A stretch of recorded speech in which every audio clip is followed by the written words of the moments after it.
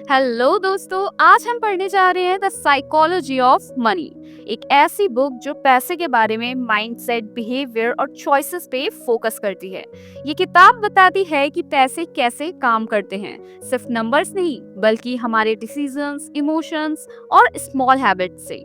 इस ऑडियो में मैं आपको हर चैप्टर का डीप और सिंपल ब्रेक डाउन दूंगी। रियल लाइफ एग्जांपल्स, कन्वर्सेशंस और छोटे एक्सरसाइजेस भी करेंगे, जिससे आप अपने मनी डिसीजंस तुरंत बेटर बना सकते हो।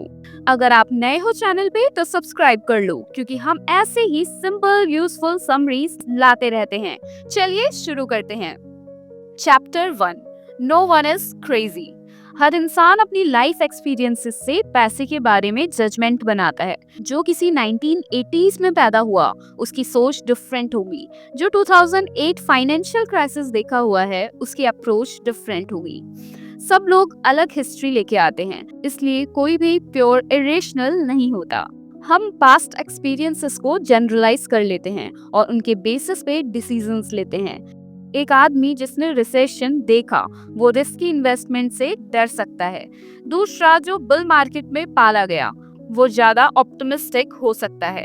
इस चैप्टर में जो मेन लेसन है, जब किसी की एडवाइस सुनो, उनका बैकग्राउंड समझो। अपने फाइनेंशियल डिसीजंस को सिर्फ नंबर से नहीं, अपनी हिस्ट्री और बायसेस से भी समझो। ऑथर इस चैप्टर में एक मिनी एक्सरसाइज बताते हैं। अपनी जिंदगी की एक फाइनेंशियल मेमोरी सोचो, पहली सैलरी या कोई बड़ा लॉस। 30 सेकंड लिखो या सोचो कैसे उसने तुम्हारी मनी बिहेवियर को शेप किया। Chapter 2, luck and risk. किताब कहती है लक और रिस्क दोनों ही लाइफ में होते हैं। कभी हम सक्सेस को सिर्फ हार्ड वर्क से देखते हैं, जबकि लक सबसे बड़ा रोल होता है, और फेलियर्स में रिस्क का। यहाँ पर लक का मतलब है good timing, right place, right meeting. Risk का मतलब है अनफोर्सीन इवेंट्स जो हमारे प्लान्स ruin कर देते हैं। हम दोनों को इग्नोर करते हैं, जो गलत है। सक्सेस की कहानियां इंस्पायरिंग होती है, पर उनके पीछे का अनसीन लक को भी समझो। ऑथर यहाँ पर एग्जाम्पल देते हैं, एक एंटरप्रेन्योर जिसकी स्टार्टअप चल गई। हो सकता है उसने सही टाइम पे मार्केट पिक किया, ये एक लक है।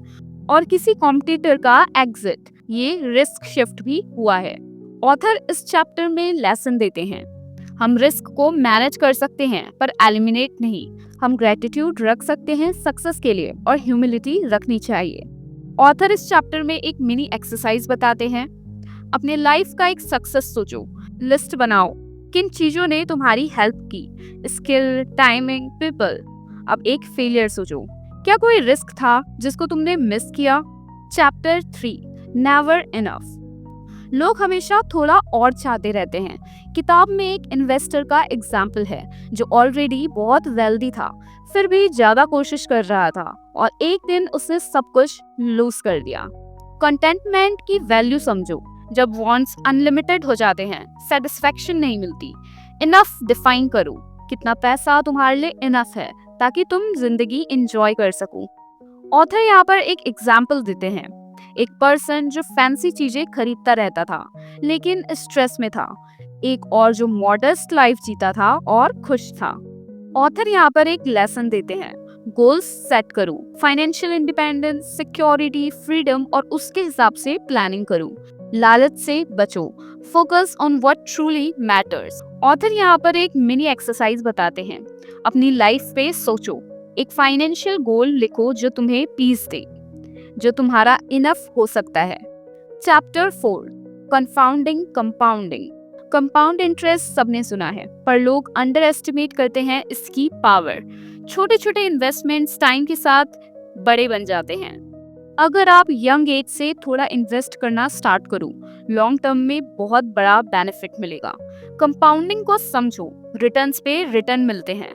एग्जाम्पल, अगर आप 500 पर मंथ घर बचा के इन्वेस्ट करो यंग एज से, 30-40 साल में एक अच्छा कॉर्पस बन सकता है।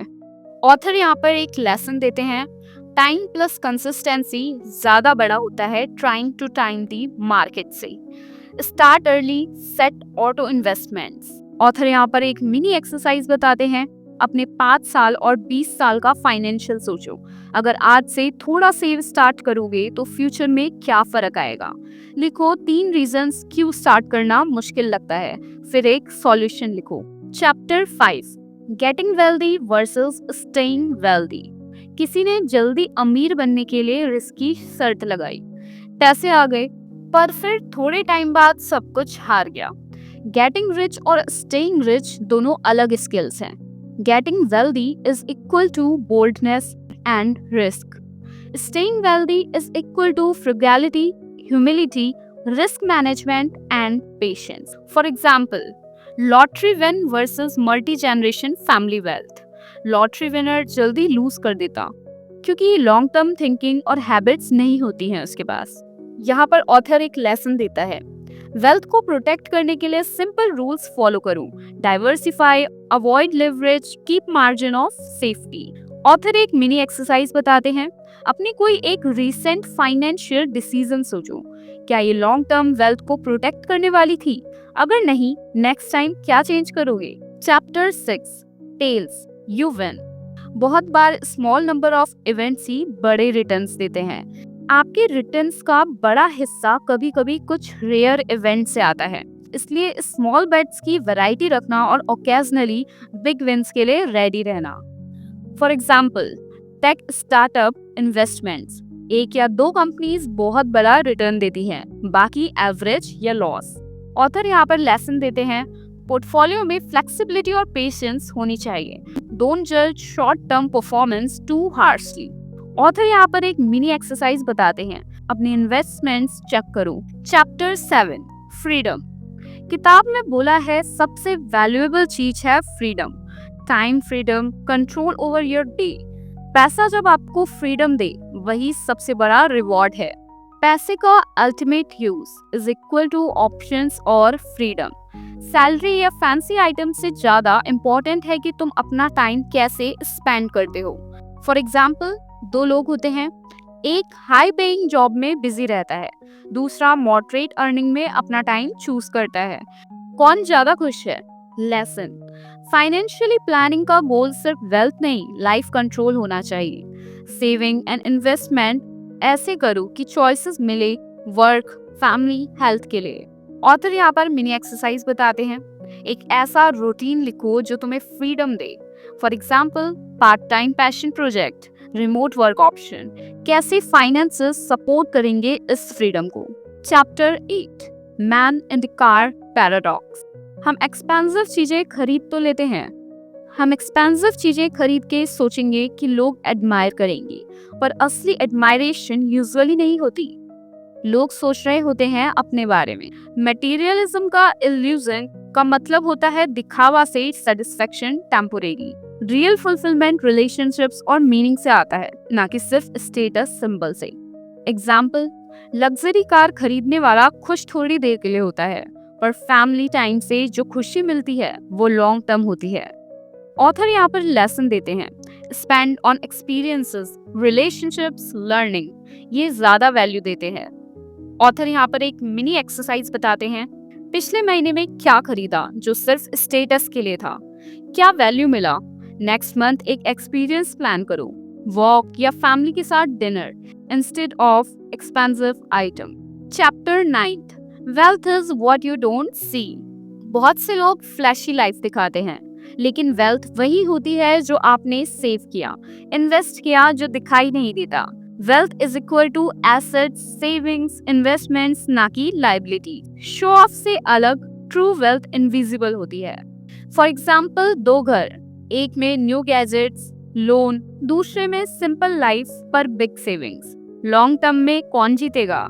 ऑथर यहाँ पर एग्जाम्पल देते हैं, focus on building assets, avoiding high interest डेब्ट। एक मिनी एक्सरसाइज बताते हैं, अपने मंथली एक्सपेंसेस देखो, क्या किसी चीज में अननेसेसरी स्पेंडिंग है?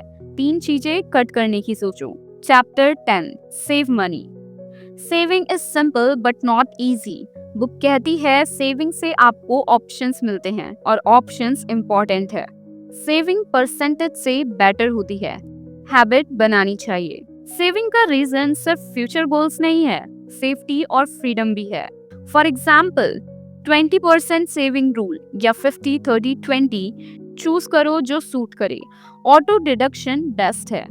ऑथर यहाँ पर लेसन देते हैं, start with small consistent saving, फिर इंक्रीज करो। इमरजेंसी फंड बिल्ड करो 3 से 6 महीने का। ऑथर यहाँ पर एक मिनी एक्सरसाइज बताते हैं, अपनी इनकम और एक्सपेंसेस लिखो। 1% इंक्रीज इन सेविंग्स के लिए एक आइडिया सोचो। Chapter 11 reasonable is more important then rational. Author कहते हैं हम ह्यूमंस लॉजिकल मशीन्स नहीं, ह्यूमंस इमोशनल है, इसलिए अपनी फाइनेंशियल स्ट्रेटेजी रीजनेबल होनी चाहिए, ना कि सिर्फ रेशनल। पूरे मैथ से परफेक्ट प्लान बना सकते हो, लेकिन अगर तुम उसको फॉलो नहीं करोगे तो बेटर प्लान वही होगा जो तुम फॉलो कर सको। For example, someone picks an investment that is slightly suboptimal but they can stick to it better than perfect plan they abandon. Author यहाँ पर एक लेसन देते हैं, चूज इन्वेस्टमेंट्स और रूल्स जो तुम रियल लाइफ में फॉलो कर सको। एक मिनी एक्सरसाइज, अपने पोर्टफोलियो का एक रूल सिंपल बनाओ जो तुम जरूर फॉलो करोगे।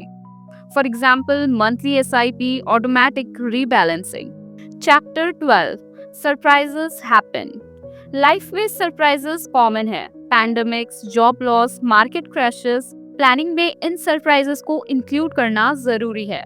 फाइनेंस में रेजिलियंस बिल्ड करो। Insurance, emergency fund, low leverage help करते हैं। फॉर एग्जाम्पल, मार्केट क्रैश के टाइम डिसिप्लिन्ड इन्वेस्टर्स ने एडवांटेज लिया। लेसन, ओवर कॉन्फिडेंस से बचो, prepare for the unexpected. Author यहाँ पर एक मिनी एक्सरसाइज बताते हैं, अपने इमरजेंसी प्लान की चेकलिस्ट बनाओ। फंड, डॉक्यूमेंट्स, कॉन्टेक्ट्स, क्या मिसिंग है। Chapter 13 you and me. हर इंसान का फाइनेंशियल गोल अलग होता है, जो सही तुम्हारे लिए होगा वो शायद किसी और के लिए नहीं। अवॉइड कंपेयरिंग, अपने गोल्स सेट करो। सोशल मीडिया पे दिखाया गया सक्सेस रियल मेजर नहीं है। फॉर एग्जाम्पल, एक फ्रेंड रिस्क लवर है, दूसरा कंजर्वेटिव, दोनों के अपने अलग प्लान्स बनेंगे। ऑथर यहाँ पर एक लेसन देते हैं, personalise your plan. Financial independence का मतलब हर किसी के लिए अलग होता है। एक mini exercise, 3 personal financial goals लिखो। 1 year, 5 year, 20 years, any reasons भी लिखो। Chapter 14 confessions. ऑथर अपने कुछ कन्फेशंस शेयर करते हैं, गलतियां जो उन्होंने सीख से सीख ली। एक्नॉलेज मिस्टेक्स, लर्निंग एटीट्यूड रखो। मिस्टेक से सीख के अपने रूल्स अपडेट करो। Example, over confidence in certain bets, timing the market errors. Lesson, regularly review and improve, humility रखो। मिनी एक्सरसाइज, एक फाइनेंशियल मिस्टेक या रिग्रेट लिखो, उससे क्या सीखा, आज से क्या डिफरेंट करोगे। की habit to adopt, save regularly, start early, avoid debt, think long terms, prioritize freedom, and choose reasonable plans. Money is a tool, use it to buy freedom, not just status. Small habits, long time, यही magic है। अगर आप ये habits adopt करेंगे तो आपका financial life dramatically improve हो जाएगा। थैंक यू दोस्तों, अगर आपको ये ऑडियो पसंद आया तो लाइक, कमेंट और सब्सक्राइब करें। अगली ऑडियो बुक समरी किस बुक की चाहिए कमेंट करिए और मिलते हैं नेक्स्ट वीडियो में।